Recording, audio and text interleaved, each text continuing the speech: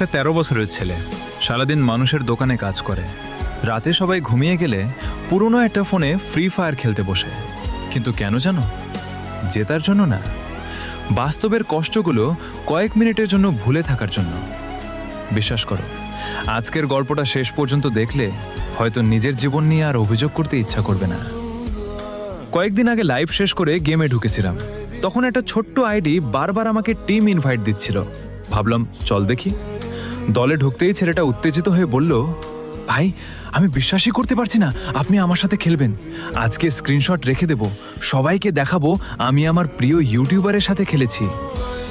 তার কথা শুনে হাসি পেল, কিন্তু ম্যাচ শুরু হওয়ার আগেই খেয়াল করলাম ছেলেটা বারবার ল্যাগ করছে।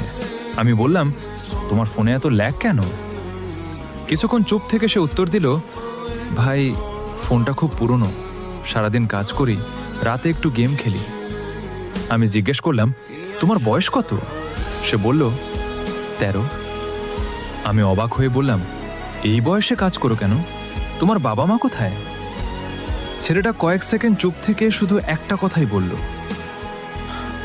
তারা বেঁচে আছে ভাই, কিন্তু আমার জীবনে নেই।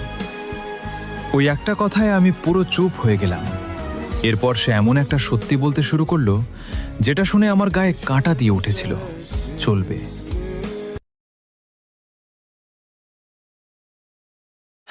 সেদিন আমি শুধু সাধারণ ম্যাচ খেলছিলাম। সত্যি বলতে অনেক বিরক্ত লাগছিল। একই ফাইট, একই জয়, সব কিছু যেন বারবার রিপিট হচ্ছিল। হঠাৎ খেয়াল করলাম একজন প্লেয়ার বারবার আমার ম্যাচ স্পেকটেট করছে। ম্যাচ শেষ হওয়ার পর আমি তাকে মেসেজ দিলাম, তুমি কে? বারবার আমার গেম প্লে কেন দেখো? কিছুক্ষণ পরে রিপ্লাই এলো, ভাই আমার বয়স 10 বছর, আমি আপনার গেম প্লে খুব পছন্দ করি, তাই সব সময় দেখি, আপনার সাথে একদিন খেলতে চাই। কথাটা শুনে একটু অবাকও হলাম, আবার ভালোও লাগলো। আমি জিজ্ঞেস করলাম, তোমার নাম কি? সে বলল, আরমান। সেদিন আমরা একসাথে খেললাম, তারপর প্রায় প্রতিদিনই খেলতাম। সে আর আমার কাছে কোনো র্যান্ডম প্লেয়ার ছিল না। ধীরে ধীরে সে আমার ছোট ভাইয়ের মতো হয়ে গেল। আমি তাকে খুব আদর করে ডাকতাম। ওর সাথে খেলতে সত্যিই অনেক ভালো লাগতো। কিন্তু একদিন হঠাৎ ওর একটা মেসেজ এলো, ভাই আমি হাসপাতালে, আজ অনলাইনে আসতে পারবো না। আমি জিজ্ঞেস করলাম, কি হয়েছে? ও উত্তর দিল, আমার লাস্ট স্টেজ ক্যান্সার, কাল আমার চিকিৎসা হবে। মুহূর্তের জন্য আমি কি বলবো বুঝতে পারিনি। শুধু লিখেছিলাম, সব ঠিক হয়ে যাবে, কোনো টেনশন নিও না, আমি অপেক্ষা করব। সেদিন খুব তাড়াতাড়ি গেম বন্ধ করে দিলাম।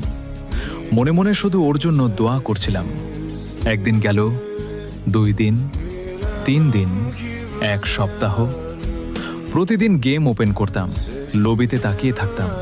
মনে হতো এই বুঝি আরমান অনলাইনে আসবে, কিন্তু সে আর এলো না। প্রায় 10 দিন পরে হঠাৎ একটি ফ্রেন্ড রিকোয়েস্ট এলো। আমি খুব খুশি হয়ে সঙ্গে সঙ্গে অ্যাকসেপ্ট করলাম।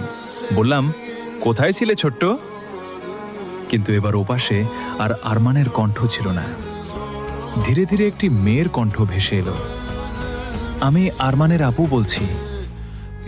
আমার বুকটা যেন থেমে গেল। তিনি বললেন, আরমান আর নেই, সেদিনই সে মারা গেছে। ডাক্তার আগেই বলেছিলেন ওর হাতে খুব বেশি সময় নেই।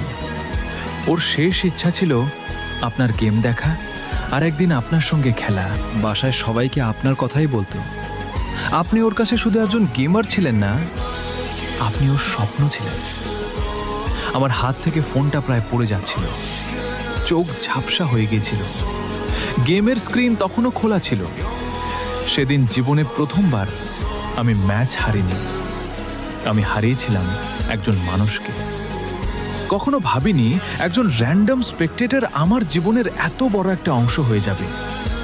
গেমে আমরা অনেক ম্যাচ জিতি, কিন্তু জীবনের কাছে কখনো কখনো সবকিছুই হেরে যায়।